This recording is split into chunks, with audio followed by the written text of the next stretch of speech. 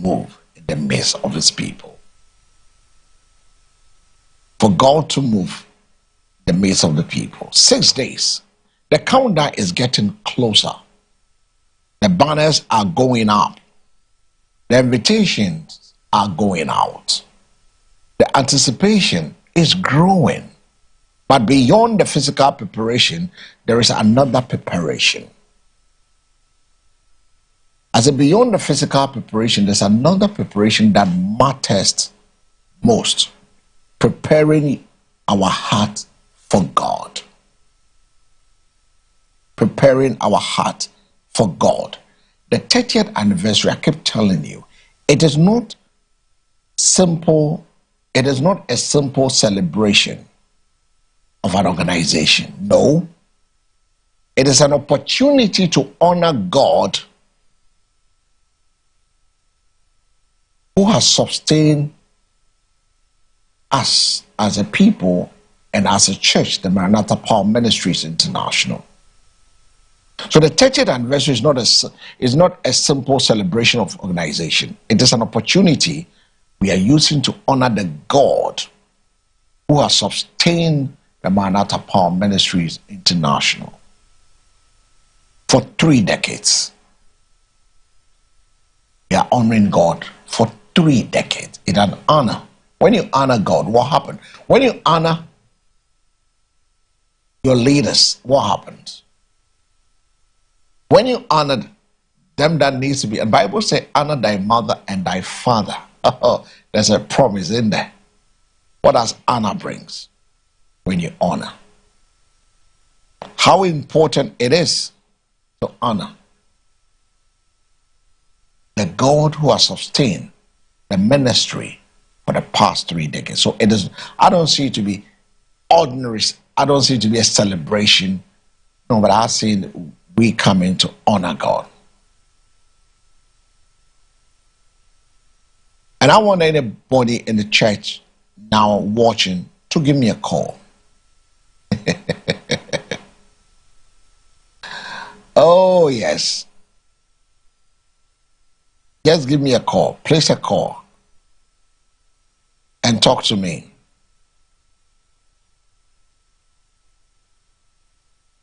And talk to me on 053. So we're talking about the 30th anniversary.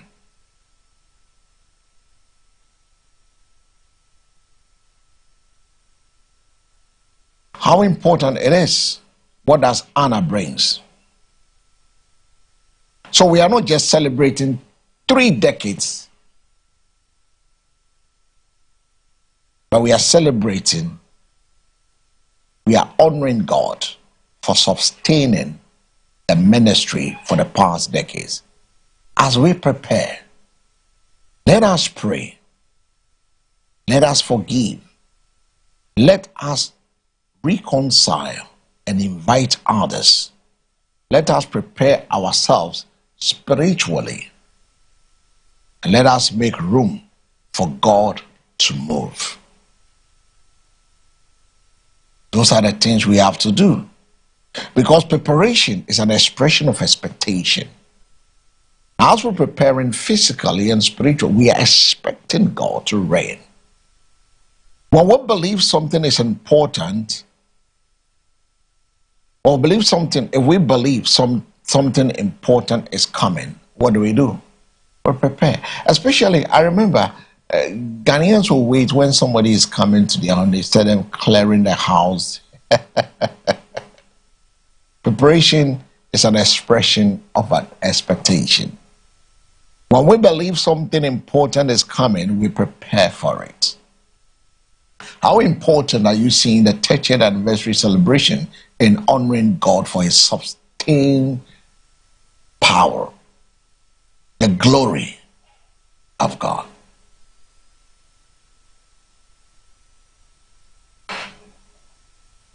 As we sustain, the message was not simple about preparing the physical road. It was about preparing the heart. As we approach the Maranatha Power Ministries at 30th anniversary, ask yourself this question: is my heart ready? Maybe you need to forgive someone Maybe you need to return to prayer. Maybe you need to renew your commitment to God. Maybe you need to reconcile with someone. Maybe you need to invite a friend who needs Christ. Maybe you simply need to slow down and remember why we are celebrating. The greatest preparation is spiritual. Prepare your heart. Expect God. I want us to pray a very simple prayer and say, Heavenly Father, prepare our hearts as we approach the 30th anniversary. 6 days closer, right? Remove distraction, bitterness, fear, and anything that keeps us from experiencing your presence. Give us hearts that are ready to worship, serve, and encounter you. In Jesus' name, amen. Have you prayed this prayer? I want you to declare this with me and say, my heart is prepared for what God wants to do. I am ready for a fresh encounter, a fresh assignment, and a fresh season of impact. We are celebrating the faithfulness and the goodness of God 6 days from now. How prepared are you? Like I told you, honoring God is the main point here for his sustained power and glory. Honoring God is central to the celebration, the 30th anniversary. Recognizing who God is and giving him the highest place in our lives. Obeying his word and living a way that reflects his goodness. For Maranatha Power Ministry International, especially as we prepare around the theme, the impact of God's goodness and faithfulness, honoring God should be understood in several ways. Honor God with our lives, just as it said in the book of Romans, chapter 12, the verse 1. It teaches us to offer ourselves as a living sacrifice. Our character, our choices, and conduct should bring him glory. We honor God with our worship. Worship is more than singing. It is acknowledging God's greatness and responding to his faithfulness with gratitude. We honor God with our obedience. True honor is demonstrating when we follow God's instruction when it is difficult. Honor God with your resources. Help. Support the mission, support the ministry, support the water wells, support people to be brought from the underserved areas. Support the cooking department, get some good meals for people. Choose that I'm going to cook for them. Proverbs 3:9 says, honor the Lord with your wealth, with the first fruit of all your crops. What have we? This is from the book of Proverbs. It says, honor the Lord with your wealth, with the first fruit of all your crops. What we have can become an expression of gratitude to God. Honor God by honoring people. We cannot claim to love God while we deliberately treating people with contempt. Jesus connected our relationship with God to how we treat others. To support someone, to be part of the celebration in honoring God. Honoring God in difficult seasons. One of the deepest forms of honor is trusting God when circumstances are not favorable. Job demonstrated his attitude when he continued to acknowledge God despite his suffering. If God has been faithful to us, how should this faithfulness change the way we live? But we are celebrating the goodness, faithfulness of God. I want you to ask yourself, if God has been faithful to us, how should this faithfulness change the way we live? You want me to give you an answer?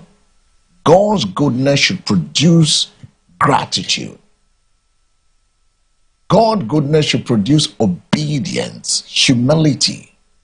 God goodness should produce service and a deeper commitment to Him. As Maranatha Power Ministry celebrates 30 years, the message can be simple. And this morning I want to share that simple message with you. We are not celebrating 30 years mainly because time has passed. I want you to hear me and hear me again. We aren't celebrating 30 years because time has passed. We are celebrating because through those 30 years, God has been good. God has been faithful, and He deserves all the honor and glory. And I'll leave you with the scripture from Proverbs 3:9. Honor the Lord with your wealth and with the first fruit of all your produce. Just to remind you, today marks exactly 6 days today. We are starting with day 1 of the 30th anniversary celebration. Wherever you are watching me from, I invite you. I invite your substance. I invite your wealth. I invite your service to support, to honor God in this 30 years, the journey so far. And also inviting you to be part of the Moment of Miracle today at 9 a.m. at the church auditorium behind the Lekma Polyclinic, Nungwa at Dogono. Come, let's hold our hands together, if two shall agree, and lift our hearts and voices to God our Maker and cry aloud to Him and give God all the praise that He deserves. Very good morning to you. That's a reminder that we are celebrating 30 years of God's goodness, not just celebrating, but what? Celebrating because of 30 years. God has been good. He deserves to be in the honor that is due to Him. And He will reign on us. God bless you. And that takes me next to my next conversation. Joining me and on set this morning is the man who speaks for the ruling National Democratic Congress, the NDC, and he's called Don Williams. Don Winers. Don Winers, a very good morning to you, Mr. Winers. Good morning, my brother. You're looking good and looking sharp. Same as you. Don, your wife knows how to good choice of clothing. She does. A very good actor. And it's exciting having you. Unfortunately, your friend said I should send Nathan, right? Send me a word. I think he's, I don't know, but we pray for him. He's under the weather, right? Yeah, some typhoid and tested this morning, some typhoid and we wish him speedy recovery. So we pray that the good Lord, whose hand is not too short to save, heals Nathan Nuno wherever you're watching. But I said he'll be monitoring you. That was what he said. You know, that's your friend. Yes. He's monitoring you. It's good. Well, once he said he's going to mark your steps this morning. He's good. Anything you will say, that he will call in and encounter you, or he will keep mute. He doesn't need to call in. Just before we go into our main conversation, I just want to ask you, I asked this question on the front burner this morning, that how much is a bad service costing Ghana? Thank you. First of all, let me say good morning to the party chairman of the great NDC, Honorable. Are you going to say hi to the Rastafarian? Yes, Honorable Johnson Esiru Nketia and Achukluga, Mensa Basa, all of General's office. And then I say good morning to the regional chairman, Honorable Ashimo, my regional executives, my constituency chairman, Ablekuma West, Chairman Bright, my constituency executives, especially to the communication officer, Honorable Yaumenu. And also, good morning to Honorable William of the Regional Communication Bureau. We've missed him. He's one of the great guys within the NDC. Good morning to all the pastors and imams in this country, the trotro drivers and their mates, and all Rastafarians. You didn't tell us the traditionalists.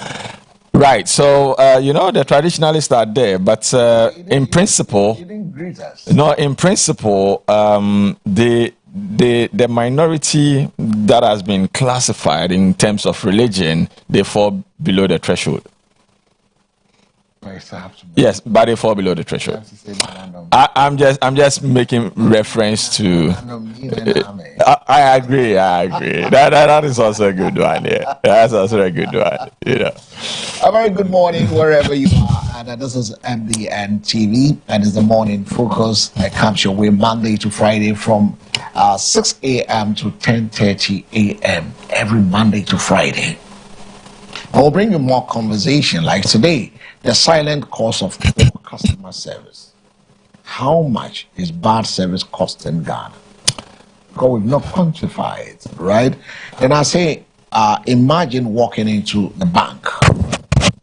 You wait, you are ignored. You finally get attention, but your problem isn't solved. Or you call a company and spend 20 minutes listening to music before someone answers. You visit a public institution and are sent from one office to the other. You order something, it arrives late or not at all. We complain about these experiences almost every day. But the question is, what is poor customer service costing Ghana? We've never given attention to it. Yeah. That and also consumer protection. We've never given attention to this. These are the two key drivers of the economy. Customer service is a problem in this country. Let me focus on the banking sector. There is a particular bank, I don't bank with them. Okay. And I don't go there for any transaction. Even pass there. If you engage me in anything that I need to go there, I'll tell you that, because I'm impatient. So I don't like going to that bank, because I'll spend the whole day there and the next moment I'll climb up and call the manager to come and attend to me. I've done it not once, not twice. I called on the manager to explain to me why I need to just deposit. I needed to be in a queue for an hour and a half. Deposit. So customer service is a big problem. We've not paid attention to it as a country because the political space is always charged. Too many issues, but we need to pay attention to it. I'm glad you've taken it upon yourself to look at how these things can be kept. Other sister stations have also taken on upon themselves to address the relationship between the local governance architecture and the citizens. Which I always participate because of my background in the local government industry. So customer service is key. We ignore that, thinking that, oh, what is it? After all, I'm selling my thing. After all, I'm the one providing the service. But it's painful when you are paying for something a service that you're not getting. It's so painful. It's so painful, and it costs so much, emotionally, physically, and mentally, and even financially. And it weakens service culture. Yes, of course. Service culture. Of course. And also sometimes I believe that poor staff training is also one of the things that is eating us as a nation when it comes to as customer service. It is not. I disagree. I hold a different view to that. I think it is the culture of the company. Yeah, that's what I'm saying. Because if not the poor staff training, some companies gives rich training to their staffs, yet the company itself has a culture of not upholding customer service. But at the highest level. But there are some too that are not training the staff. They're just placing people there. That is there. Expecting them to deliver and be magicians and do what is expected of them. They are also there. But you see, the painful bit is when the company itself has a culture. You see, customer service in Ghana, the most annoying part is the banking sector. Is it that sometimes where the companies measures only success in the sales and revenue? Of course. Without measuring... They don't measure success in some of these areas. Success of satisfaction, retaining of the customer. They don't even need customer satisfaction. They don't even have any idea about what to do to satisfy our customers. What they need is, at the end of the day, how much profits are we declaring? That is the focus. Recently, I visited Fidelity Bank, and I saw that they've done something nice. I just need to commend them for that. Their electronic queuing system. Once it gets to your turn, you receive an alert on your phone that go to Telenama. So even if they say it on the tunnel and maybe you are doing something on your phone so you don't hear it, you get an alert. Brilliant idea. Brilliant one. We'll be talking more of this. We'll get resource persons to champion this project by NBN TV. We want to see how it is costing, because we've not quantified enough as a nation, but there's a huge money going down the drain. Businesses are losing customer. The customer service is often not treated as part of a brand, but the customer service should be part of a brand of a company. And that is something we've not looked at. If we want to treat it as a brand, we want to ask you to register with us. As we roll it in September, we'll have a whole seminar on it and how important it is for companies to train their people and then give that satisfaction to retain, because it's part of revenue generation, it's part of sales as well. So we'll have the mandate to do that as an entity. So we'll put the numbers there first after the September, start rolling up. And I know you become one of the resource people. Sure. I'll try my best. So we'll champion that cause, and then we'll have that conversation. But you can also share your thoughts with us. If you have any thoughts on 0537-158-638 is the numbers you can share your thoughts with us this morning. And this morning, like I said, I'm hanging out with a man called Don Winers. Winers speaks for the National Democratic Congress, the NDC. That is the party he belongs to. And then just gone by, we just touched on something very, very simple. We'll be having a conversation also on the 24-hour economy of the real world. Can Ghanaian cities safely operate beyond 5 p.m.? But that one will be on the later on Ghana's waste problem. Why are we still managing waste instead of building a circular economy around waste? Is also a conversation we want to have with our folks. But in between time and now, who really controls the grassroots? Are political parties listening to their own members? Politics is often won at the grassroots, but how much power do ordinary party members really have? Are constituency and branch executive genuinely influencing decisions with Ghana, or are important decisions increasingly being made by party leaders at the top? With Ghana already looking ahead for the next electoral cycle, we ask, who really controls the grassroots? And perhaps the big question I want to ask is, are political parties listening to their own members? And to help me unpack this morning is the man, a friend and a brother, Don Winers. Winers, good morning once again. Good morning, my brother.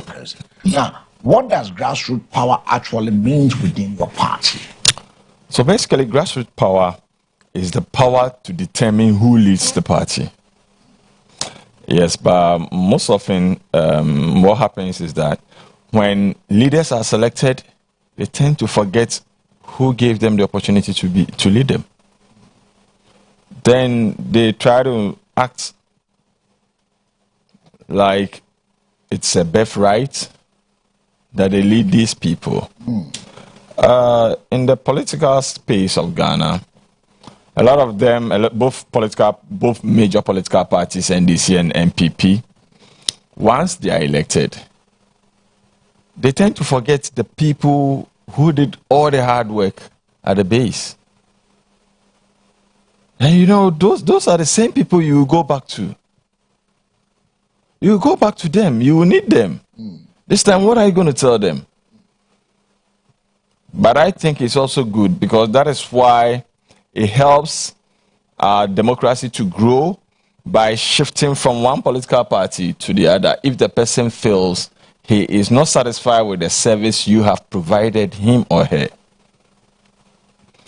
Because electing your leaders, once you elect them, you expect certain level of service to be rendered. If you are not getting it, as a customer, if you are not satisfied, you change your mind. So that is also good. Like you rightly ask, are political parties listening to the grassroots? The answer is no. Why? Because when a party is in government, the party is looking at the governance of the country, forgetting that it was a stone you stepped on before getting to the seat to look at the governance of the party. You see, whilst looking at the governance of the country and your political party, take key interest in the stone that allowed you to step on it to go on the seat. Most often, we don't take key interest in them. People will struggle. And you know, we do, because of this multi-party democracy, once they know that you belong to this political party and you are very active, very vocal, you go around convincing people, when your party is in power, when someone needs any assistance, any advice, you are the first person that will come in mind. So you to be vocal. Exactly the point. Into their homes to talk with them. Exactly the point. So that, okay, you have a key to unlock certain parts. Exactly the point. But when those calls come in and you are unable to do it, two things present itself. One, either you are a wicked person. Oh my God. Yes. Or two, okay, we will wait for the next election year. So if you fail to listen to the grassroots, you end up weakening the base. And once you weaken the base of your political party, you need to forget about winning any political election. Because the people will not simply allow you. You know, gone are the days where people say that, oh, me, because I'm from, for example, I'm from Kumasi, so I belong to NPP, and for that matter, or I'm from the Volta region, I belong to NDC, and for that matter, whether they are doing well or not, I am still with that political party. But unfortunately, this time, that has changed. It has taken a new twist. That people have realized that it doesn't matter the affiliation. What matters is how you, the citizen, you benefit from the governance of that political party. So any political party that sits and tickles itself that we control the grassroots is a lie. The grassroots is being controlled by the grassroots. No political party in this country can stand and say that they control the grassroots. The grassroots itself is being controlled by the grassroots. So they determine what happens. The grassroots itself determines what happens, and they determine what to do next. No political party, no amount of money, no amount of words can change the minds of the grassroots when they decide that no, enough is enough. Enough of this. We won't take it again. Either they will vote against you, or on election day they'll sit home. So how much influence do ordinary members have over the major political decisions? Currently, ordinary members do not have influence. Wow. Currently, ordinary members do not have influence. It's also because the top have still not realized that the power was given to them by the people, and it's for the people, as enshrined in the Constitution. The Constitution states clearly that the power belongs to the people. It emanates from the people, and it's for the people. But most often, when you get people, when political parties get political power, they tend to forget that particular side of the Constitution. That the power belongs to the people. Yes. And they always get punished by the people.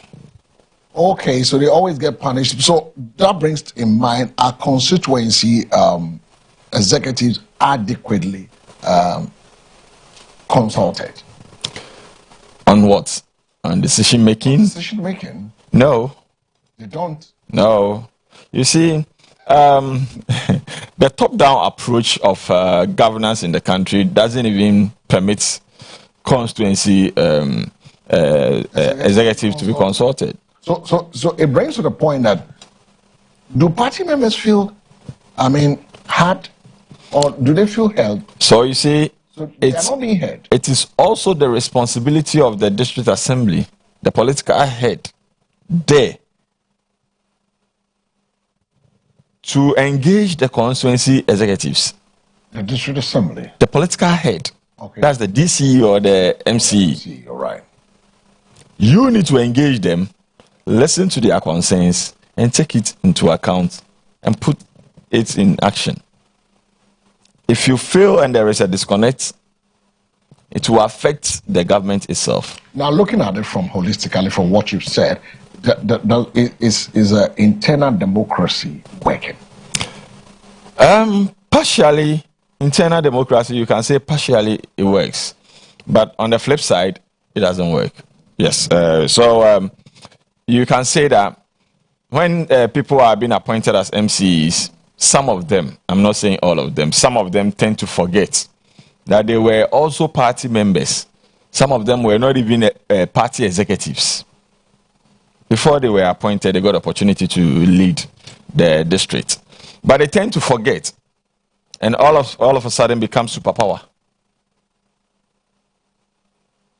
The moment you become superpower, it weakens the internal democracy.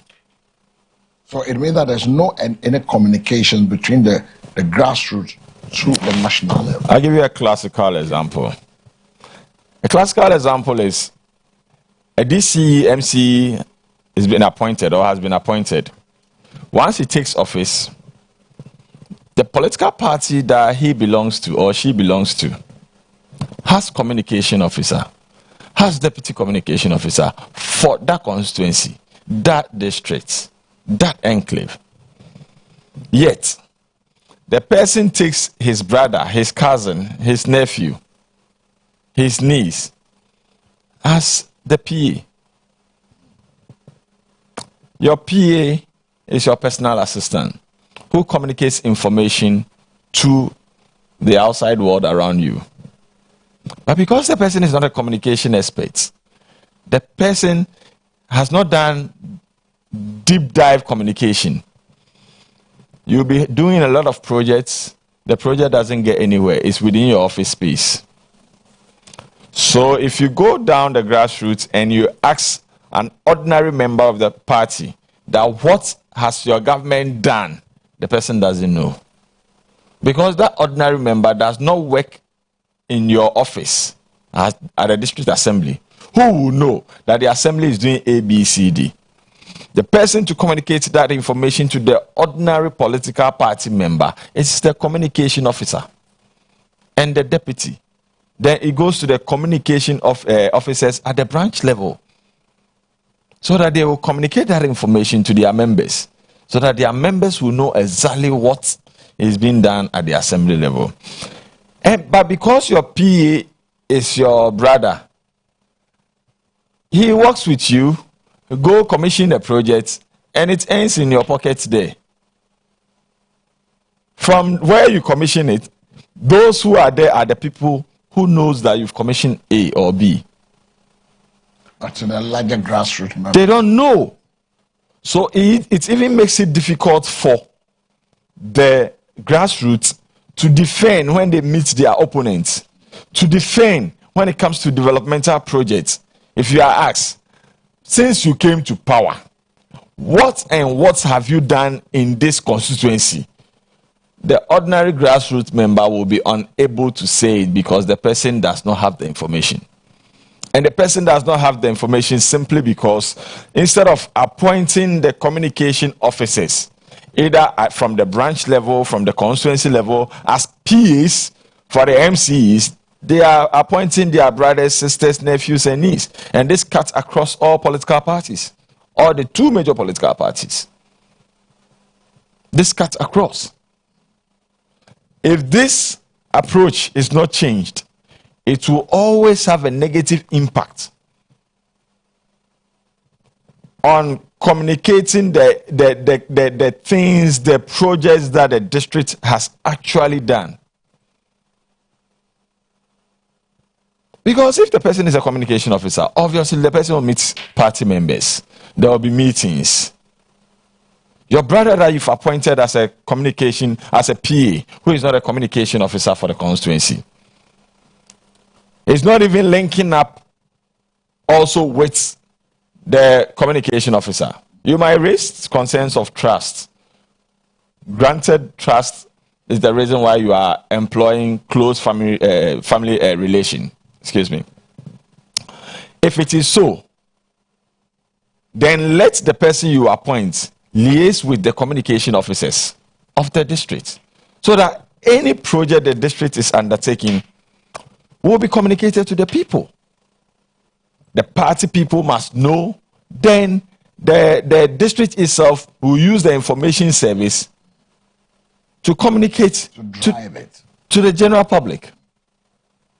But for the fact that your party people don't even know, they can't even boast of anything that you have actually done. So when you say money drives the internal politics, influences the internal politics thing. It is not money per se. Money is one factor, but it's not money per se. It is the strategy you use.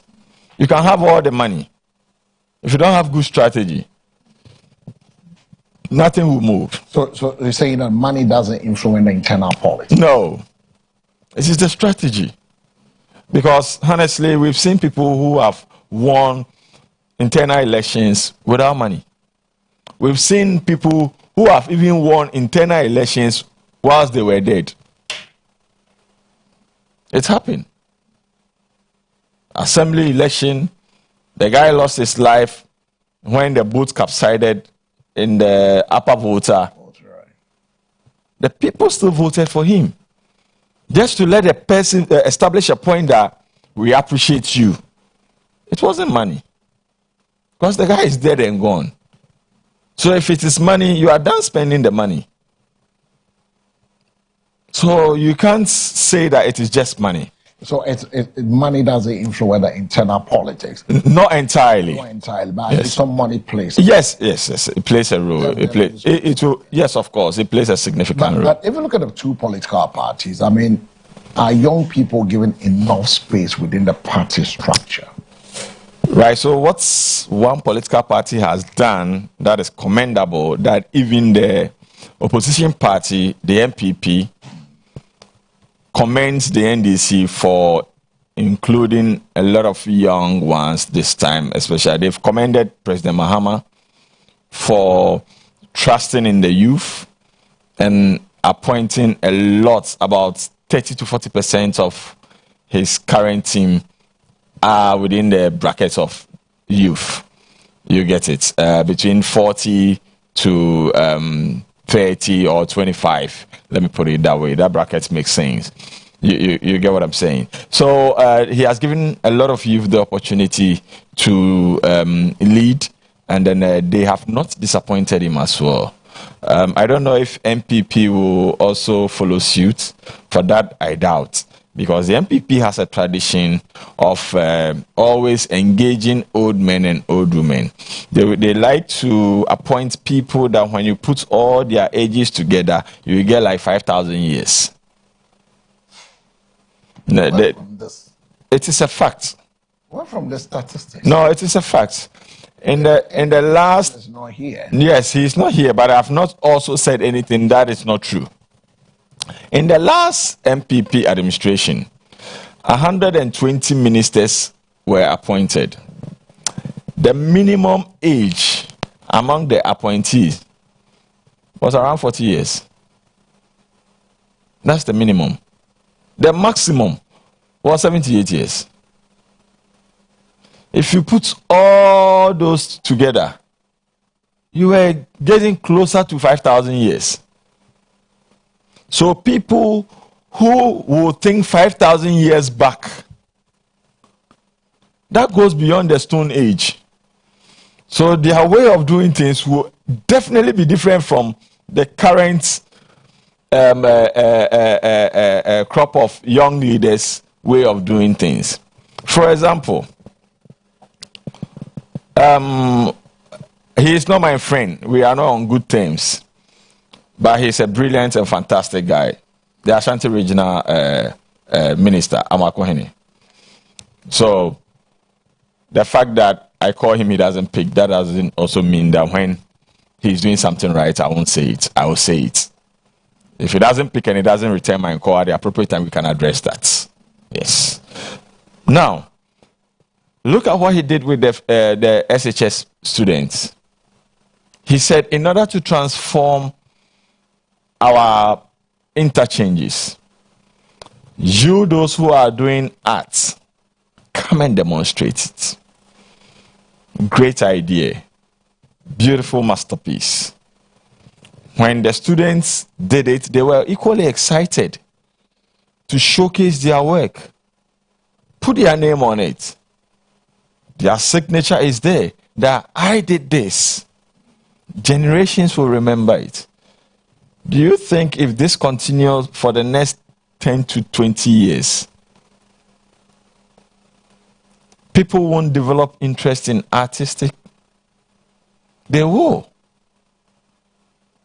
You'll build a lot of great artists who will now compete on the international level because they know that there is a place to showcase their talent. If you don't have a place to showcase your talent, what will motivate any other person to go into that profession? If there were no TVs at home for people to watch, listen, and radios for people to listen, what will motivate someone to go into journalism? So if there is no platform for you to showcase your talent, nothing motivates you or any other person from going into that particular profession. So I think gradually the youth have demonstrated that yes, they are capable. Somewhere around 2014 at the Shayo Sudoku constituency, the youth organizer, and I'm saying again, the youth organizer there was 65 years. The day I was introduced to the man that's the youth organizer, my first question was, 65, but this man is an old man, 65 years. First, I asked, how old is he? They said 65. And I said, so why is he the youth organizer? How can he be youth organizer? Yes. But now he's no more the youth organizer. What is he now? No, he's gone on political retirement. But it was amazing to see a 65-year-old man as the youth organizer.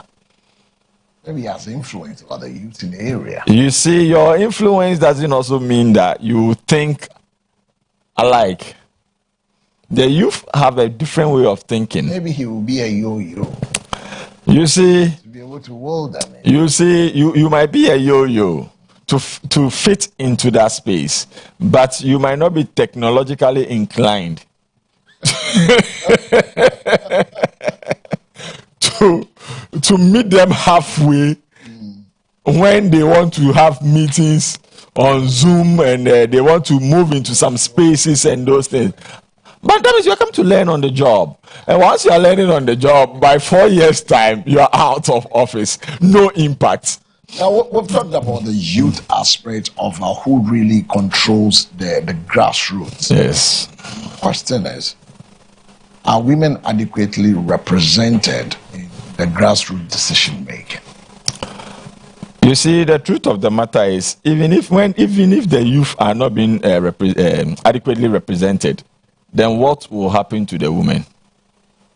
Okay. The youth brackets that has both men and women, they are not being adequately represented.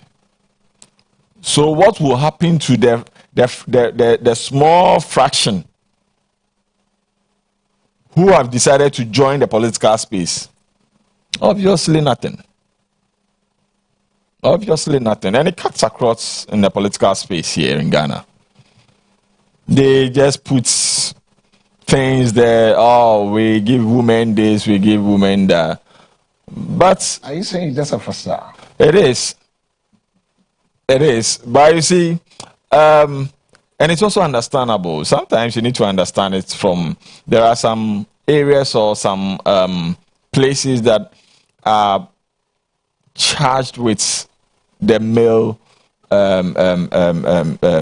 domination. And those things, when women come in, most of them feel uncomfortable. They tend to become buga, what we call buga. Now they start doing things that will let people know that they are equal to the task. That's not how you were created. So then you see that finally they'll end up moving into the wrong areas of the political space by creating scandals for themselves.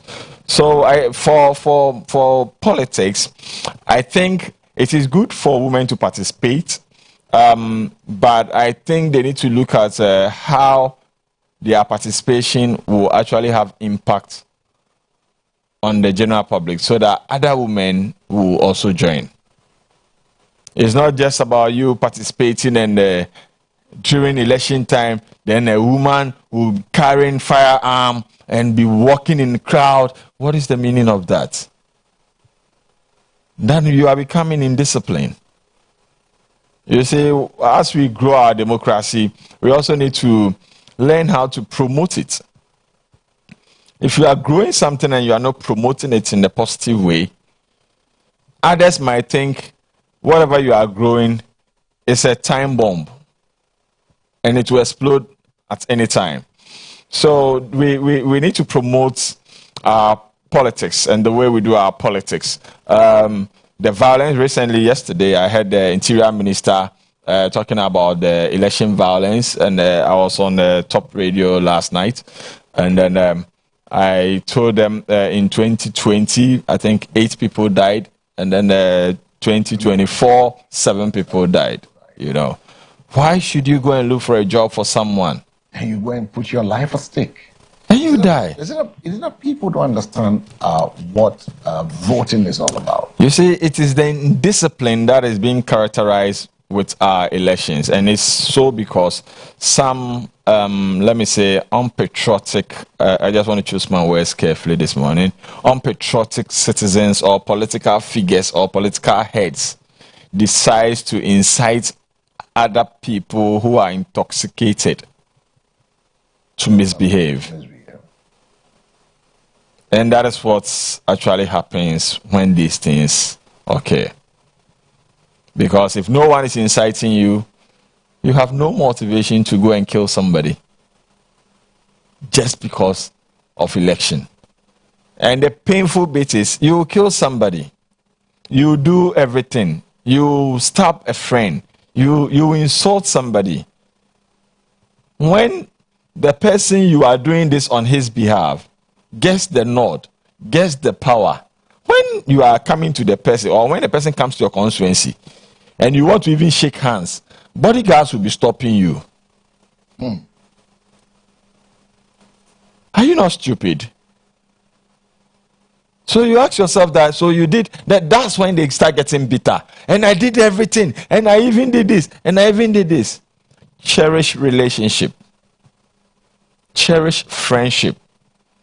The fact that the person doesn't belong to your political party doesn't make him or her an enemy.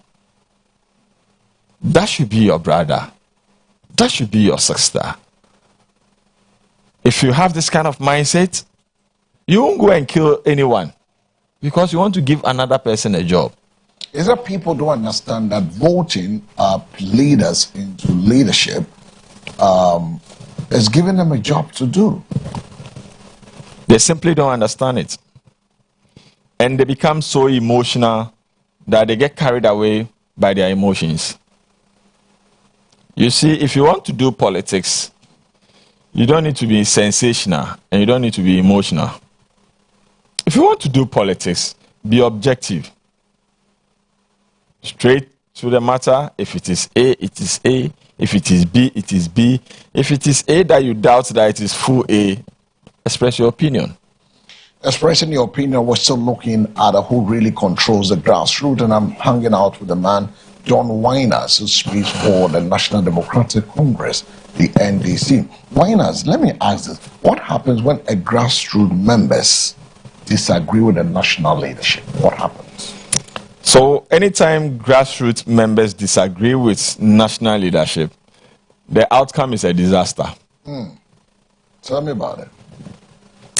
Now, the grassroots feel that since you came to power, you've not done anything.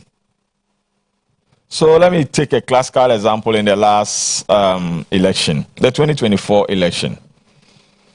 MPP tout itself as having Ashanti region as their World Bank in the contest of election. However, the entire Ashanti region, under the 8 years of MPP, saw very little developmental projects. Apart from the KJTR market that was built by the NDC, that Ashantis can say that NDC for Krasi market with KJTR market maye. And when they got angry, we saw how it translated in the election. They won't go and vote. Some also decided to punish the MPP by going and also voting against them, so that they can go to opposition. So that they can all sit and say, Or just like that saying that they say, "Ya bro pepe." Yeah, bro, pepe. So now that you are in opposition, when you come to the constituency, bodyguard won't push me. So it means that from your word go, the grassroots controls itself. Of course. Decide what they want to do at any point. Of course. Like I said earlier on, the grassroots is being controlled by the grassroots. No political party in Ghana can say that I control the grassroots.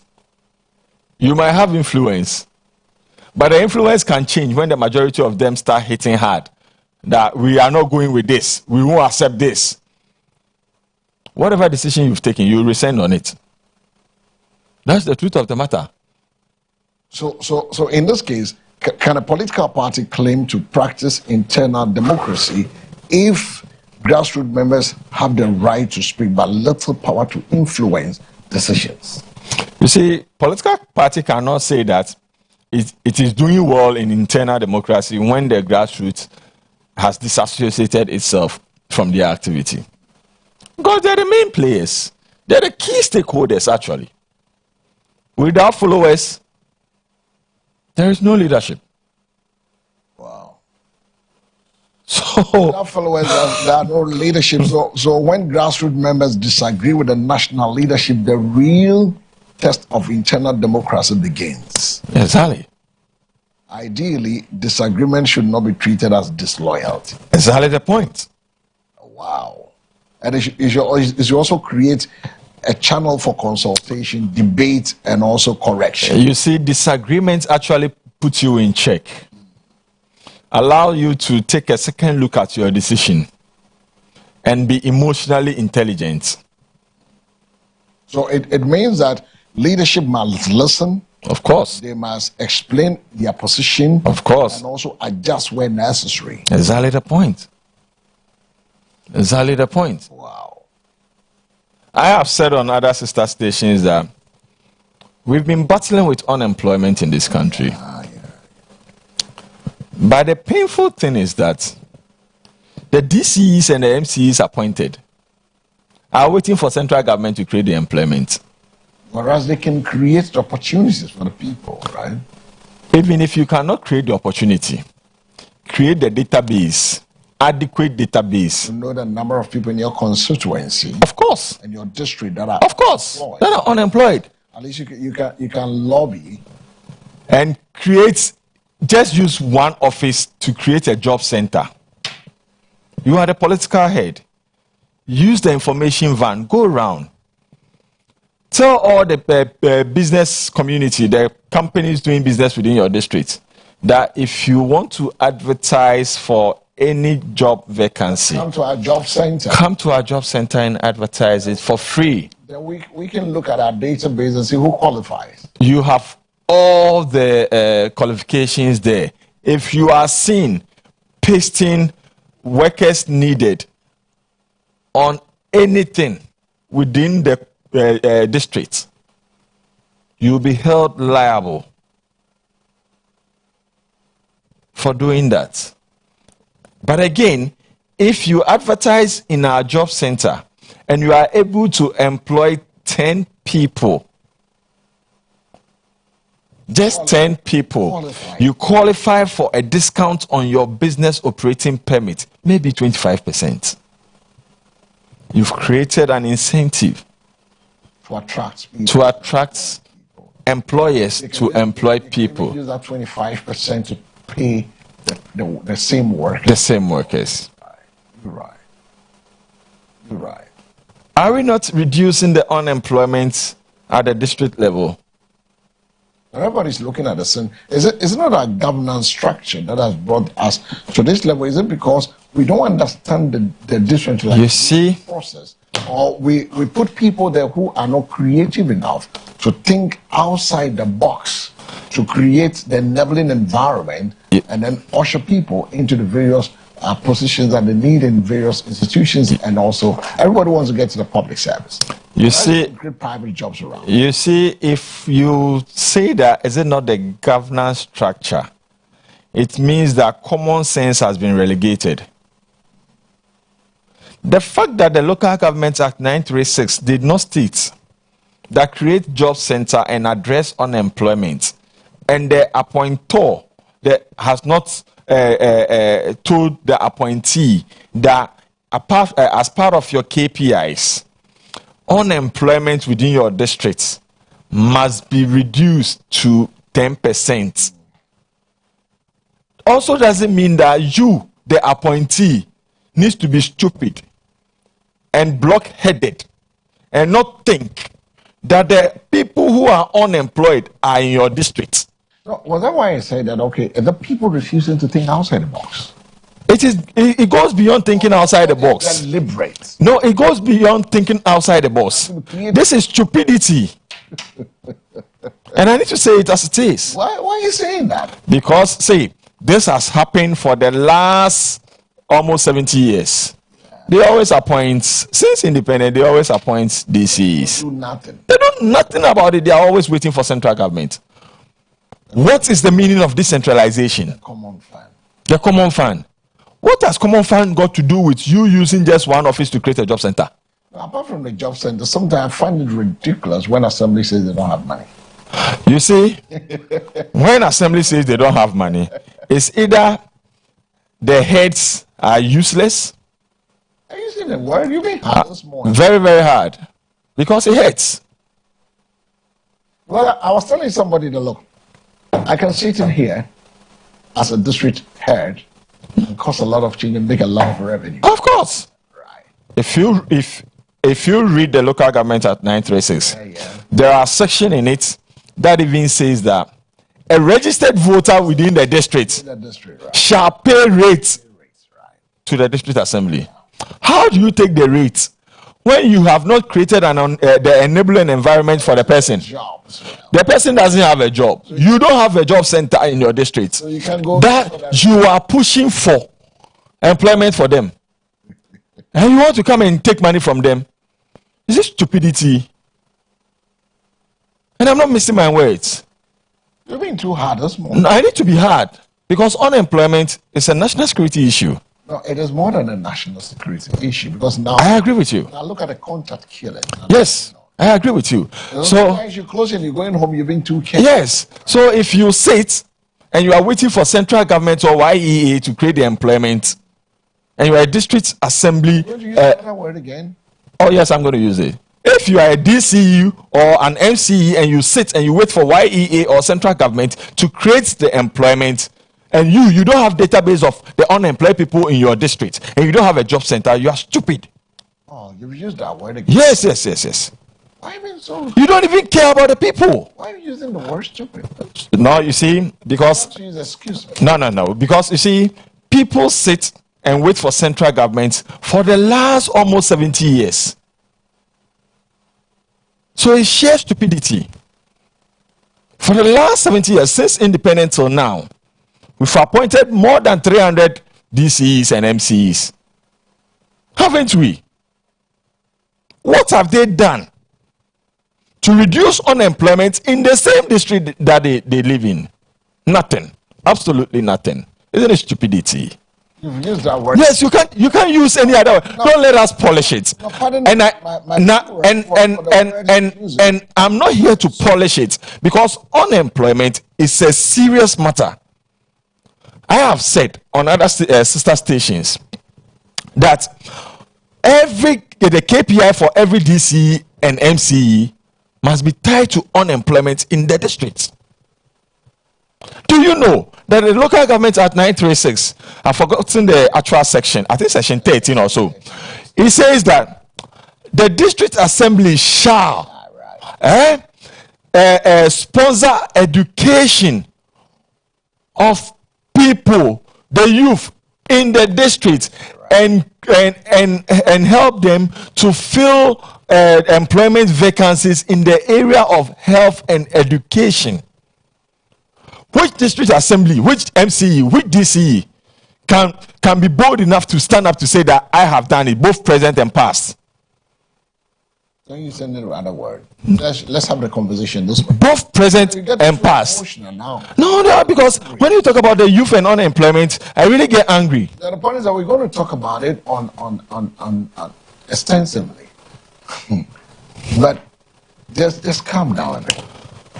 Just calm down a bit. He's getting too emotional at this point. It is annoying. Not just being emotional. It is annoying. You're getting. How old is Ghana? You're getting angry. No, how old is Ghana? I'm angry. How old is Ghana? You want me to tell you the should I will say things again. Should unemployment be an issue at the district level? No. Why did we appoint? Who is the district head? Who is the political head for the district? You are the president of the district, and you are waiting for the president. So they've given birth to you. Your father has given birth to you, has left you a property. You are waiting for your grandfather. You're using for another analogy. Yes, you are waiting for your grandfather. The same person who built a house and you are living in. You are waiting for your grandfather again at his old age to come and build another house for your children. Who are you? So you see, anytime we talk about unemployment, I get angry because I feel like the DCs and MCs over the years have been very useless in office. They have not lived up to expectation, because unemployment must be tackled at the district level, not the national level. Why are you there? Why are you the political head? Are you there to go and take BOP and property rates and sign memos and disburse the money and create expenditure? Why are you not going by what the Local Government Act is saying? How many districts, assembly, MCs, and DCs know that there is a section in the act that says that they need to sponsor the youth in their district to fill specific roles in the district in the area of education and health? They don't know. Yet you go to district assemblies, you meet some DCs and MCs, both present and past. They will chew fried yam and they will use trophy and put on top of it, sit in the air condition. Is that where the worry is? No, that is one of the annoying parts. Trophy and the... Let me land on that. That is one of the annoying parts. Sometimes you see them fried. Let me. If you say it in English, cry, it's not nice. Obekono no omware bayira ayache. Huh? Any trophy aboso. Wari any trophy aboso. And not say a condition him de a toothpick in the sim. Then Nkrofo or district omunye juma. Done. Create any enabling environment in Momo. You know, I did a project at Medina, right? And I made sure my number was everywhere. Do you know that people will call, Don, we need a carpenter. Ideally, the district assembly must have that database. But they don't have it. They don't have it.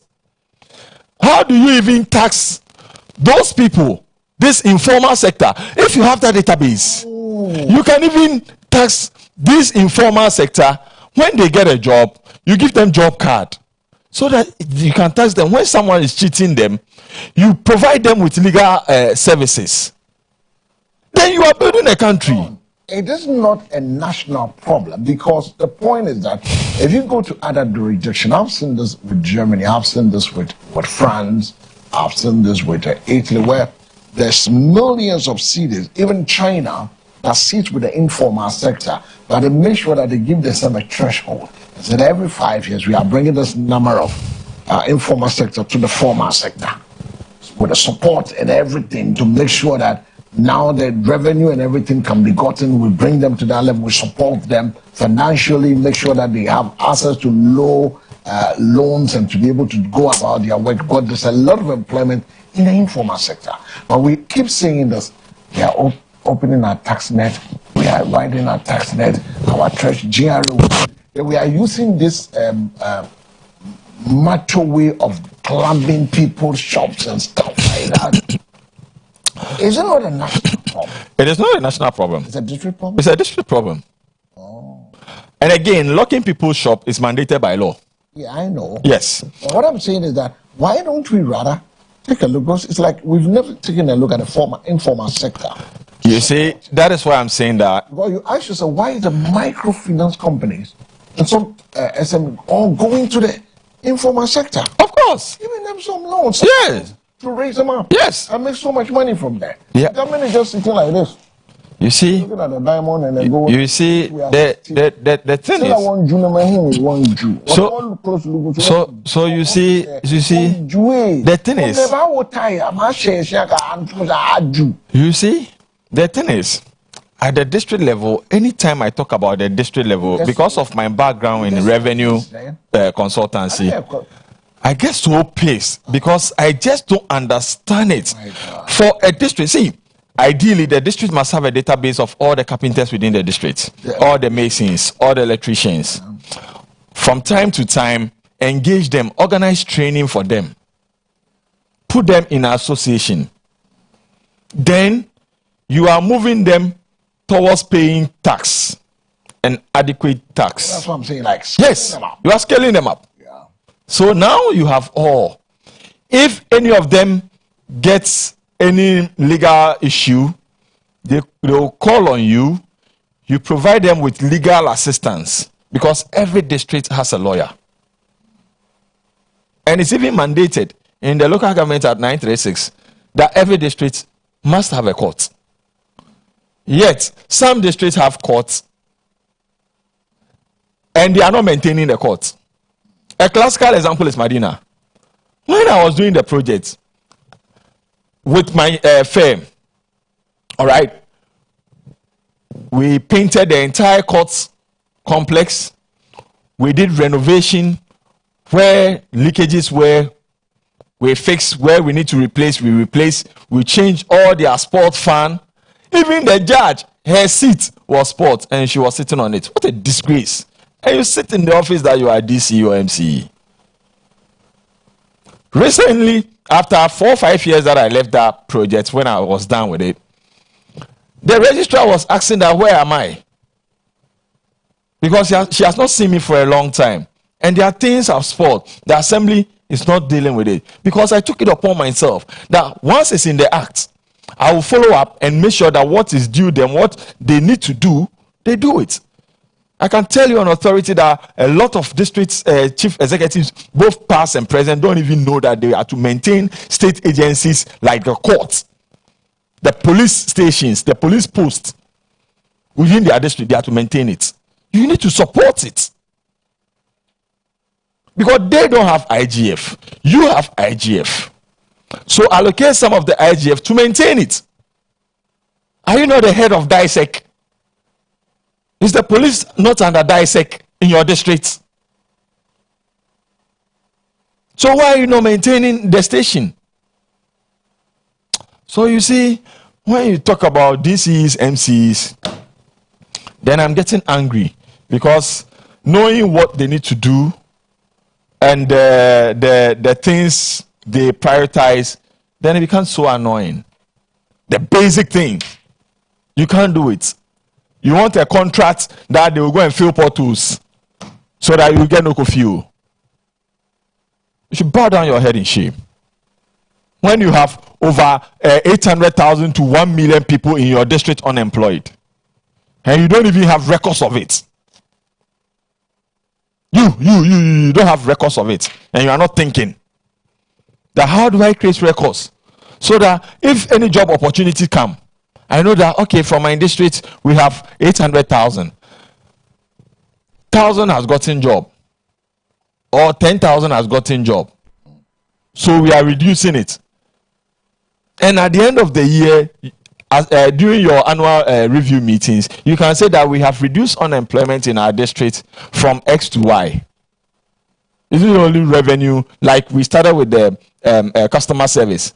The banks are only interested in the declaration of profits. They are not interested in the customer satisfaction and the customer retention. They are not interested in that. That is the same approach at the district assembly. They are interested in the revenue they collected and the expenditure they have made. They are not interested about the unemployment that sits with them in the district. That one, they are waiting for their grandfather.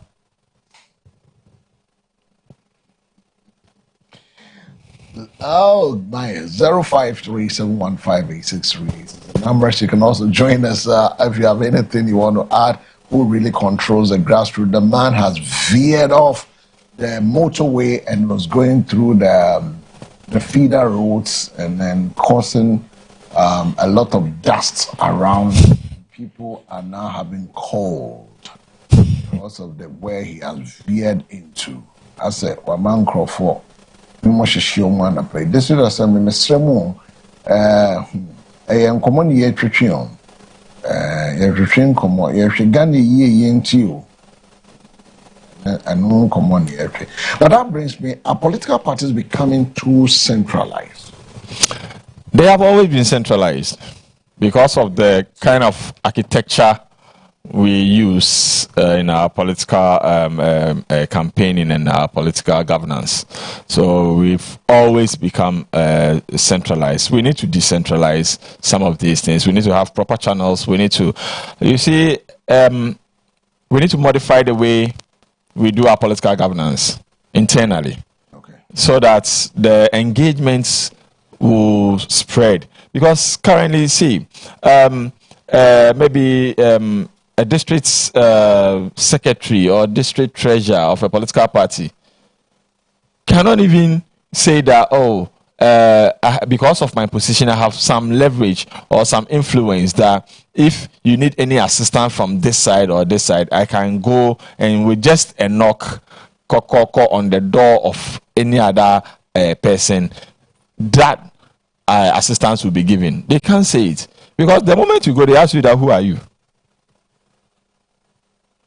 Why would they ask you that, who are you? Because there is a disconnect. There is a disconnect. If there was no disconnect, once you get there, oh, Mr. So-and-so, Madam So-and-so, you are here. Oh, nice meeting you. That means there is an engagement all the time. So that disconnect is not there. There is a clear disconnect. In the MPP, when they won election, they imported workforce. They brought people from the UK and US to come and take up positions. And the grassroots got pissed. In the NDC, they've not brought people from UK and US. They've appointed people. Yet when the grassroots go there, that's the time they want to chop their post. They want to show the grassroots that they are now the big boys. Excuse me. That's what the MDC is doing now. That is what is happening. When the grassroots visits state institutions, I have gone to Ghana Water. Sat there. For 3 times, they could not book appointment for me to see Mutawakiru. You couldn't speak to Mutawakiru. I'm telling you on authority, and I'm waiting. The day that something will happen, we are here, we will see. Mutawakiru is a very calm person. So you see, when you create people around, when you create unwanted walls, I won't come to your office to come and ask you for money. Maybe I'm submitting a proposal, I'm doing something, or I'm following up on something. For me to come, I'm a nobody. But the fact that you've done it to me, it means that is what you do to everyone. Okay. You don't even know whatever the person wants to say. If you are busy, detail someone to attend to the person so that they can report to you and give you feedback. Why do they have PAs? That is it. Are they using qualified PAs? Like we started. I told you they are appointing their brothers, sisters, nephews, and their niece as their PAs. How would they relay vital information to you? They are not taking the opportunity they've gotten or the tax you've given them serious as a corporate tax I'm doing. It has become a family task. Family and friend? Yeah, no, family task. But my brother is the CEO and I'm the PA. So if you tell me something and I don't tell him, what is it? You get what I'm saying? I know that I've seen that drift now. But if the person is not a relative, and the person knows that I'm doing my job, any information will get to the CEO. And I'm telling you, 2 weeks ago, we had what we call evening devotion on Ahoto FM, where we spoke the minds of the grassroots. Whatever was panning out from the grassroots, we said it. And we said it as it is. Saying it as it is? Yes. We make sure that we just lay the cards on the table like that. And we were about 6. Everyone was coming out with his experience with the grassroots and the appointees. And you can see what is really, building up to become some dangerous explosive. People were angry at the grassroots. People are angry at the grassroots. 053-715-8638. We're looking at who really controls the grassroots. You can also join us. You can also send your messages to us. You can also word in. It's almost 10 a.m. You can call us and then share your sentiment, your experiences with us. What do you think? What should be the way out in terms of growing Ghana's democracy with the young people? Are they over step side or whichever way it is? What is the assemblies doing? Are they doing what they are supposed to do, or their mandate is the influence somewhere? Everybody's waiting for central government to be able to do what they have to do. Or what should be the way out? 053-715-863. This one from Eben. I know Eben, as usual, will talk about Sami Jemfi and also what's the name?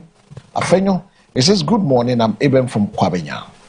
Honorable Afenyo, who cares about your suit on Sami, Eric, and the radio station? Some of us are happy because the truth will come out and your end comes, period. this Sammy Gemfi and also Apenyotin. I'm talking about how the grassroots will survive, isn't it? Now let me ask, what reforms would you give to ordinary members who gives more influence to the young people?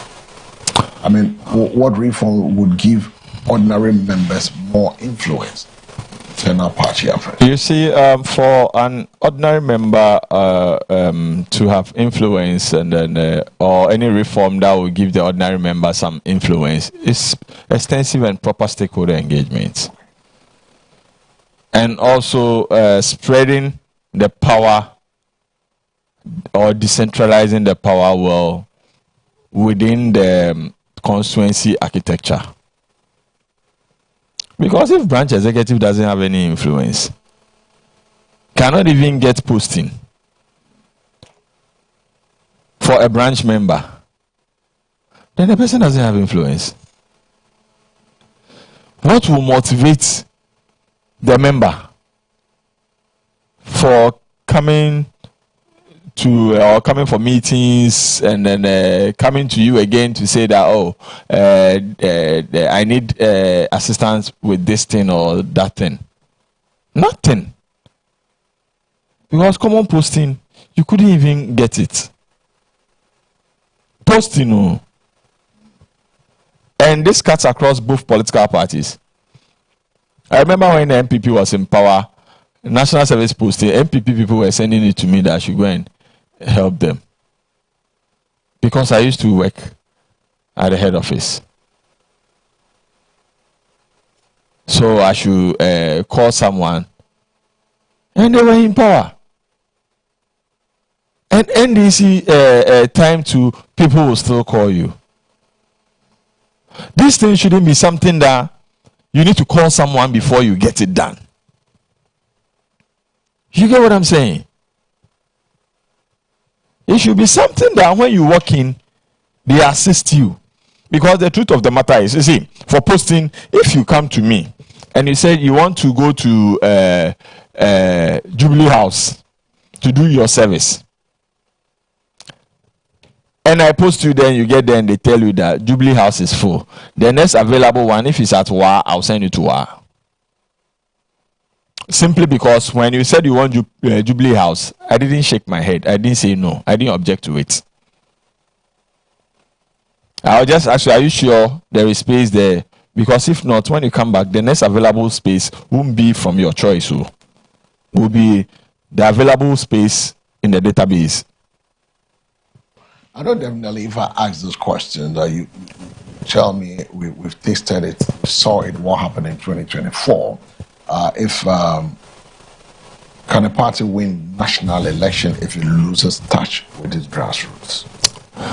That's an interesting question. No political party can win national election when you lose touch with your grassroots. One, they won't go out to vote. Two, they will not go out within their constituency to be doing door to door for you. You cannot be everywhere at the same time. You can do your best. They can do better. You can do your best. They can do better. Well, that's quite an interesting one. So if political parties can listen to their own members, how can they convince, if they cannot listen to their own members, they go out to convince the wider public? In Chi, there is a saying that Unimuwa Shenda.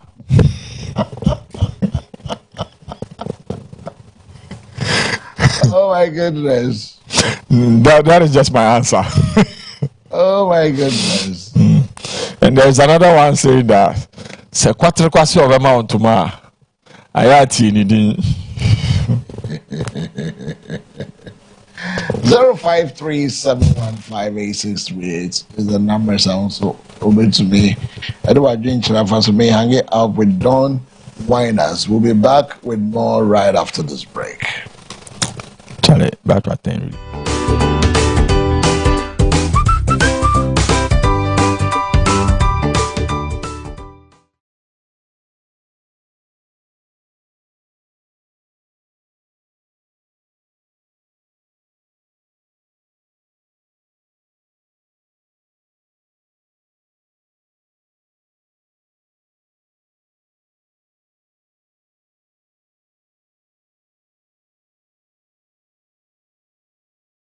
My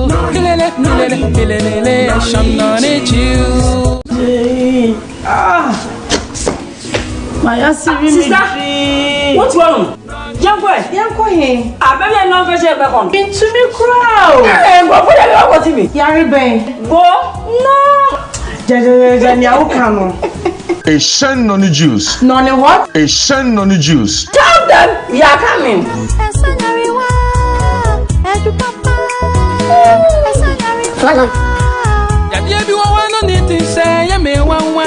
Gucci, I have a surprise for you. Hey, sister, so what is your party now over there, sister? Me to be called Makuma, No, not that. I said I have a surprise for you. Haven't you heard of a shen noni juice? Try it and see.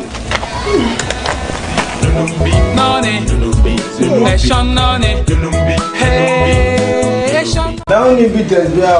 Peter's bread. Sister, this is a movie with me. Peter's beer, I know my mama. No, my son. And how? Who saw this, you know, a back of it? Or no, a shen noni juice.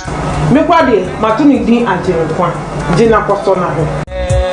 Outside of all ties. A shen noni juice.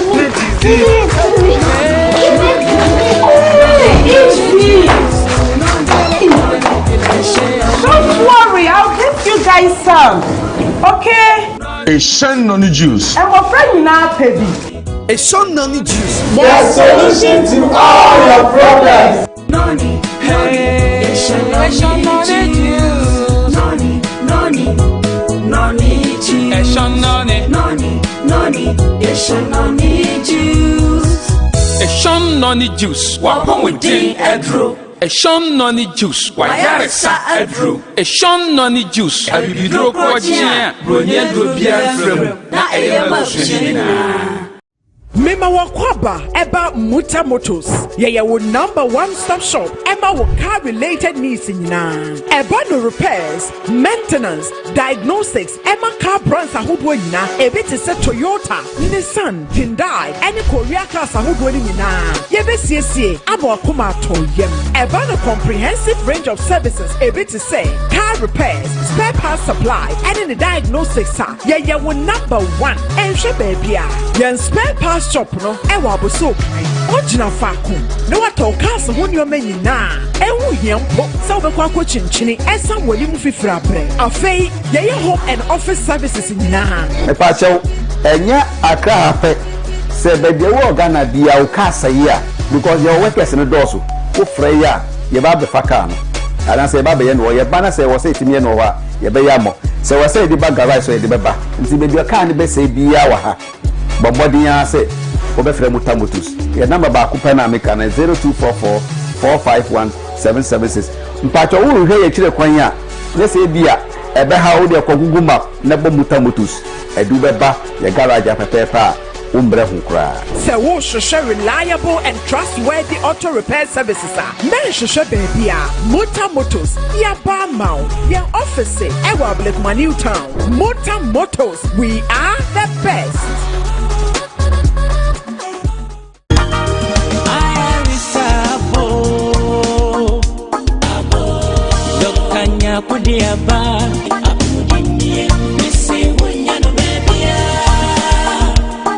Have you been struggling with a health condition for years or tried different treatments but nothing seems to work? At Balsam of Gilead Herbal Hospital, there's real hope for you. We specialize in both acute and chronic conditions using effective, trusted herbal formulas. From epilepsy and autism to typhoid, ulcers, and arthritis, we treat them all. I came here with diabetes and hypertension. Today, I feel strong and alive again. My eyesight was failing due to glaucoma. Now, I see clearly again. Stroke recovery is possible here. We combine therapy and herbal treatment for results. Dr. Michael Nyako, CEO of Balsam of Gilead Herbal Hospital. Balsam of Gilead Herbal Hospital, we have been in existence for about 33 years. We treat chronic diseases like cancer, breast cancer, cervical cancer, liver cancer, all sorts of cancers. We treat diabetes, whether that's diabetes solve. We do treat hypertension and a lot of chronic diseases. That's what we do treat. Balsam of Gilead Herbal Hospital, we've laid down guidelines of horticultural practice that monitors the processes and the sources of our herbs to ensure quality and potency of herbal medicine in properly treat underlying causes of diseases. So I will encourage the general public, if you want good herbal medicine for your health treatment, turn to Balsam of Gilead Herbal Hospital. They treat syphilis, gonorrhea, hepatitis B and C, and autoimmune hepatitis effectively. At Balsam of Gilead, we don't just treat symptoms, we eradicate the root cause. After years of infertility, we finally have our baby. All thanks to Balsam of Gilead's fibroid treatment. No surgery needed. This diabetic sore wouldn't heal for months, but now it's complete. It's completely gone. We treat lipedema, chronic sores, cancer sores, and many more complex conditions. I was losing hope with prostate issues, but now I feel renewed and confident again. We ensure purity and potency in every single batch we produce. We blend traditional herbal knowledge with modern medical science to restore life. We are an award-winning herbal hospital dedicated to giving you the best results. If you've tried everything else, don't give up. Come to Balsam of Gilead. There's hope here. Visit us opposite Dartmouth Police Station, Accra, until God's kingdom is established on earth, where no resident will say, I am sick. Balsam of Gilead Herbal Hospital, restoring health, renewing hope.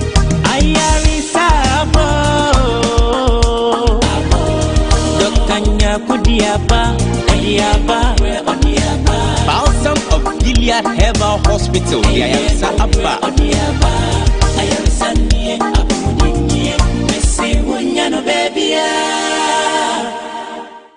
Yamawakwaba, Edeba Pemsign Group of Companies, yea, and I had a guy herbal tonic edupano, yade aba a German so, ye Dr. James Amwa, wano and woman who can yankupon nam the soa, in Ravodra, a real brain we had Ginny Pound Quatana Selo, or Dinina Abane, name comoidie, a guy herbal tonic no como, and I a babedie, ye catonica, while when him that a moja drew. Wama so we no edamufu akra e na Dr. James Samuel esiesia wode maye hia moja e woni padua nim se ye nom na emmo ne esiesia ni padua no emfa eman ti se wutie ye na umoja so ate na wonu mato na wuntumi ndidi a ye kanfo agan herbal tonic no ene de amao nyankopon bo enuaba hodo bi no ode niema bi gu mu eno ebo pa ema ni padua no enya moja bebre ebi te sabrofre wo hoi ema ni padua no moja ya na ehia pa na wo de wa sabrofre na ye de kwan susa ede aka ho aka bom ede aye agan herbal tonic no ede amao onom amana siesie ni padua no na emoja no abibinti afi ni padua mu no asanso ba amani padua no aye kama enti se wutie yen na se enisubiri etai ewo so a ko na kwaje agan herbal tonic ne be na nom ebaboa wo na adekodie no aba ni padua ni mu no a ama wani so briwo no a eno nti wona mo na wo kwa afafa wo so we krasa wo nante na wo ye to ahye no ko na kwaje agan herbal tonic no ebaboa na asiesie ni padua no eno pani mojadura ekura de ni padua ne hia eno nti de ye kanfo agan herbal tonic no ede amao na oboa ama omojam enso adoso so wutie yen na wo yo ba na wo kwa fichire ne moja ta tu bebre na wankasa wo ye obure wie na wo feel se emoja no ewo mu ne so atia ko na kwaje agan herbal tonic ne be na nomina ba ebesiesie ama moja no afriu ni nyina ebesa ya babio ama ni padua no enso etumi esan etiesi yenum agan herbal tonic no ama na siesie ni padua no ede amaye ama ya sanso asie no demo na ye ma ne so ye ni padua na ni aya kono na sanso aboa ya ama hofe no enso aye double ede amaye e agan herbal tonic na e na ye ko pharmacy shop and herbal shop na yakwakoto amani padua no moja bi ehia bia se wako hospital ame akato se eye anemia e na achewa enhwe ba bia kona kwaje agan herbal tonic no eno pe ne kura niema ni padua ni hia ebeboa wo ama wo nso uni padua no aye kama Shane Sumaye, Sapemsa Group of Companies, Yeni Hospital Bia, Ewo Bebia, Eye Nunoko a, Ena Yeto, it is a wood yen, Nay Nipaduano, and a Mojavi womb, now here Mojadra, ko na kwaje agan herbal tonic eba boa na ma o moja nipadua no ehia ye ka se agan a bebia wo bia na waje sese etose.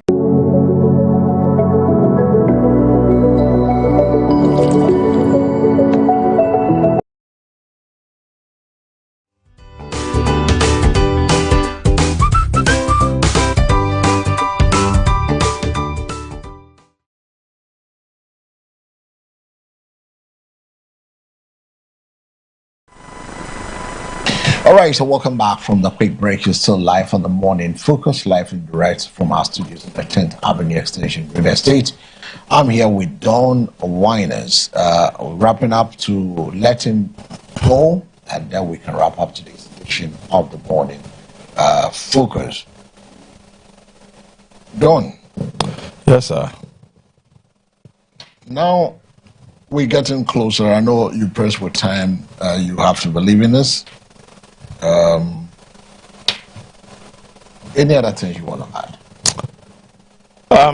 I think as we address who controls the grassroots, and we also, it's important we delve into the unemployment at the district level, which we spoke about it. I will urge the district assembly, the DCs and MCs appointed currently, that if the past appointees to that same position have not addressed unemployment at the district level, they need to make this a must. They need to take up this and ensure that they address it at the district level instead of waiting for central government. They address it at the district level instead of waiting for central government to do that. And John, MBN TV Morning Focus, we want to thank you for joining us this morning on our discussion on who really controls the grassroots. We wish you well. We look forward to hanging out with you one of these days again within a week where we'll have a conversation again. Thanks so much. Have a good morning. Thanks for having me. Right, so Dawn is leaving us. Now it's just you and I to roll it up on 053-715-8638, 053-715-8638. The numbers are also over to me after Mrs. Sia. Na yatwetwen komo ba ku mienu bi me asori dwumedie no so. It may try or calls. The phone line is now duly activated. PCR, you can discharge Dawn, and then we come back in studios here with me as a wrap up today's edition of the morning focus. But whilst waiting for your calls, we can run you through some other few. The OSP to assess 3 petition over Afenyo Markin's extortion allegation. The Office of the Special Prosecutor has revealed that it has received 3 petitions in connection with allegation of extortion and also related conduct by the Chief Executive Officer, Sammy Gyamfi. Gold Board denies 1 billion BOG draft claim, demands retraction. The Ghana Gold Board has denied a claim that it owes the Bank of Ghana a 1 billion in an unpaid overdraft, describing the allegation as total false and malicious. The denial follows a claim attributed to the Member of Parliament for Tanos North, Dr. Gideon Bako, that Gold Board has an outstanding 1 billion overdraft with the central bank.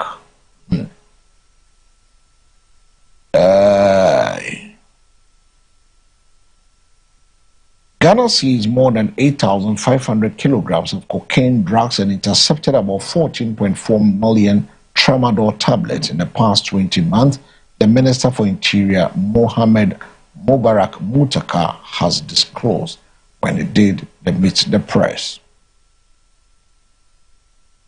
The National Lottery Authority has appealed to its staff to end their ongoing sit-down strike and return to the negotiation table as efforts continue to resolve a dispute over salary adjustment for 2026. The appeals follow the union's rejection of a management 12% salary increase and it demands for 17% adjustment. So the sit-down strike management is appealing to the striking workers to move on. Government has commenced work to reclaim the Lafa water retention basin at Malam as part of efforts to mitigate the flooding in Malam, Weja, Dansuma and the surrounding communities. The exercise, led by the 48th Engineer Regiment of the Ghana Armed Forces, involves the removal of accumulated solid waste, slate and illegal structures that have reduced the basin capacity over the years. So that is what government is doing.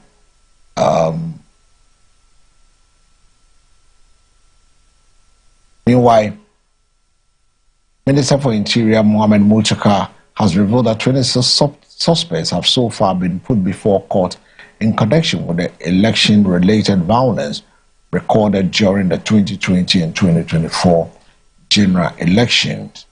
He was addressing the press and he raised those issues that came up from Mohamed Mubarak Mulchaka, Honorable, the Minister for Interior, raising those questions that came in.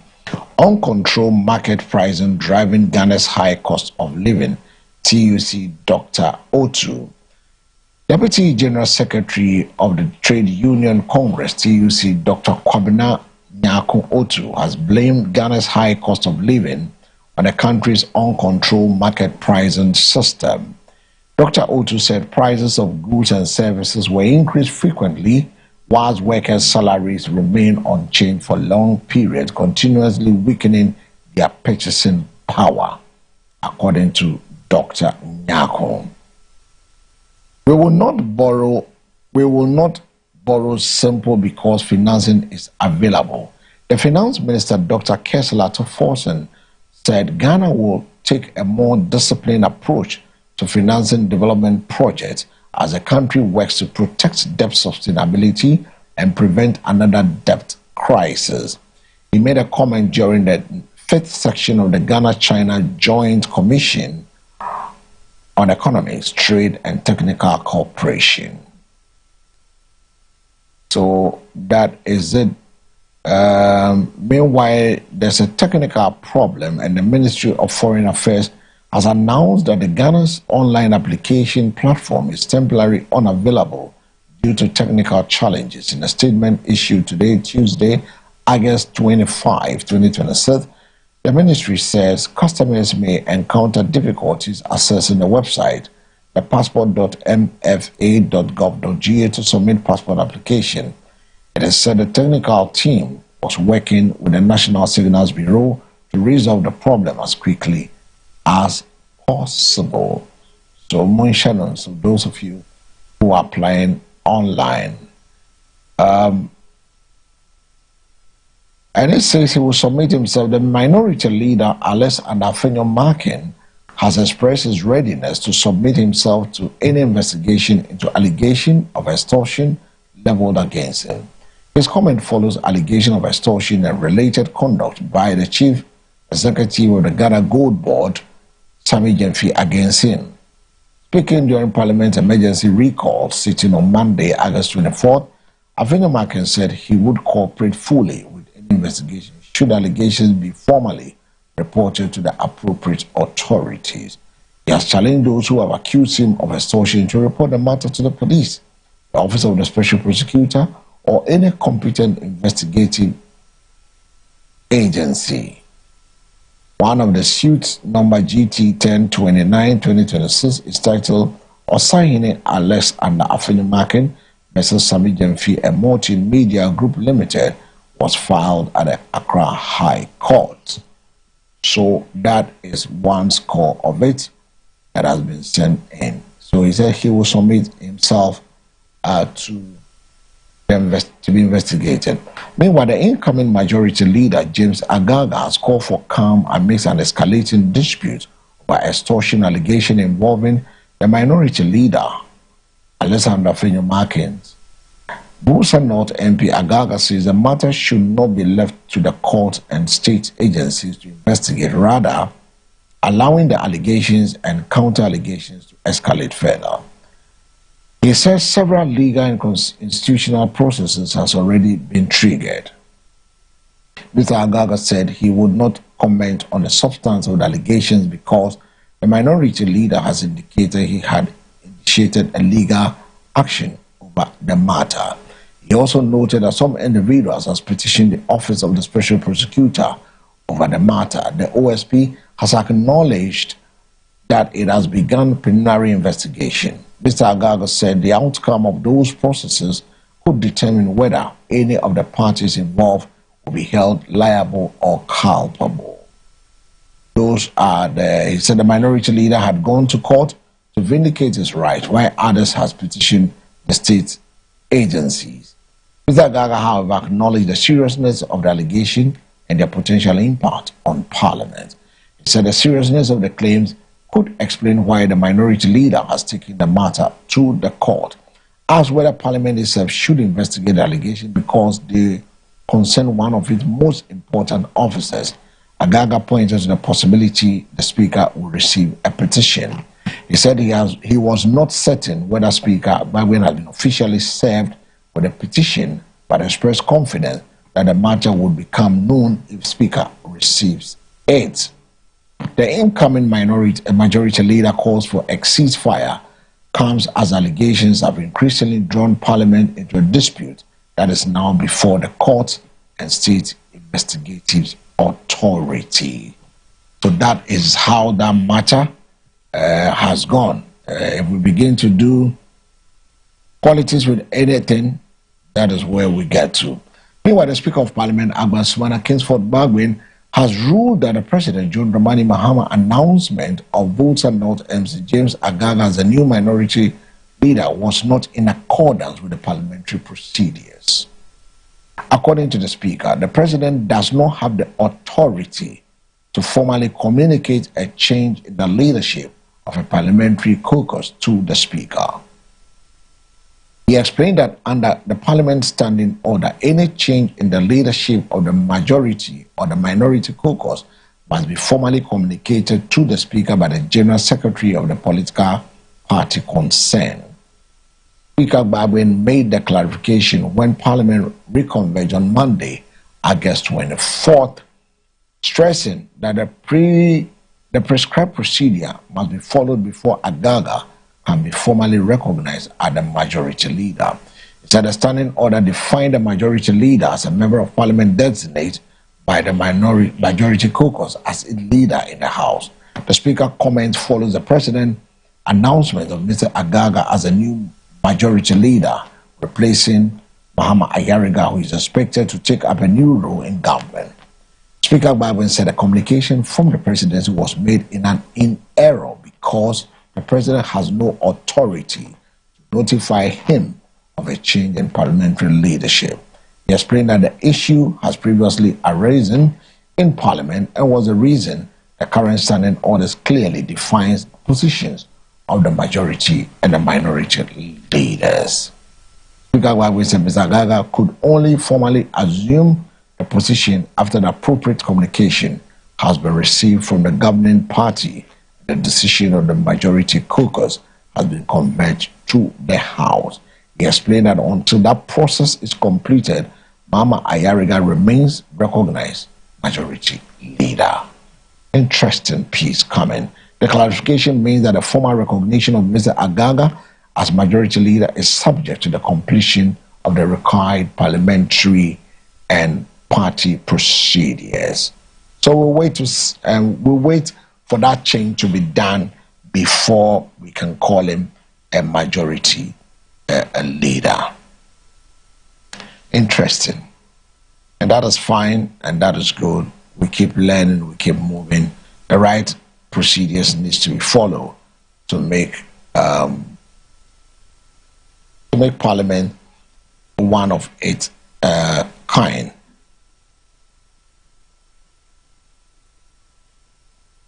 All right, so moving on, we need to say a big thank you to you. But before we go, let's have some brief of what happened in the business sector today. Petrosol a Platinum Energy PLC, a leading ICO certified indigenous oil marketing company, has received a historic vote of confidence by investors as its maiden 100 million corporate bond has received 178% subscription. Petrosol listed its Series 1 and Series 2 note on the Ghana fixed income market of the Ghana Stock Exchange, making the maiden issuance under 200 million note issuance program recently approved by the Security and Exchange Commission, the GSE. The listing follows a book build that closed at 178 subscribed. Investors in the companies listed on the Ghana Stock Exchange received 37 billion Ghana citizen dividend over the past 12 months, whilst investors in corporate bonds and commercial paper earned 800 million in coupon payment. Managing Director of Ghana Stock Exchange, Abena Amwa, has disclosed.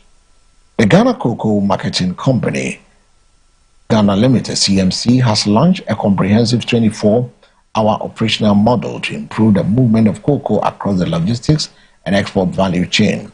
The initiative, launched by the CMC Managing Director Wisdom Kofi Dogbe, is being implemented under the 3 pillars of Load 24, Export 24. It forms part of contributions.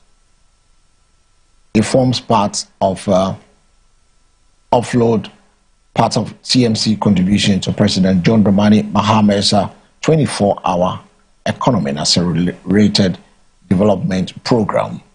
The president is also required to look at those issues. The John Dramani Mahame's 24-hour economy and accelerated export development program, the launch brought together representatives of government cocoa board license buying companies, cocoa processors, the Ghana Port and Harbour Authority, the Meridian Port Services, and the Ghana Revenue Authority, shipping lines, hauliers, and international cocoa buyers, and the quality control companies, and other stakeholders. And that's it for this morning, and that's how we're drawing the curtain on today's edition of the Morning Focus, live and direct from our studios on the 10th Avenue Extension, Greater Exchange, Nongwa at Dogono. All road leads to the Maranatha Power Ministry for the moment of miracle that is coming off in. So we have talked about health and hypertension. We've talked about the real thing. The real test is what happens after discussions. Thank you to Don Winers for joining us, Apache Rep. Keep the conversation going. I am L. Samuels. From the entire team, I want to thank you for watching Morning Focus. Stay informed, stay engaged, and have a productive Tuesday. Good morning, and see you on the next edition of the Morning Focus. Bye-bye.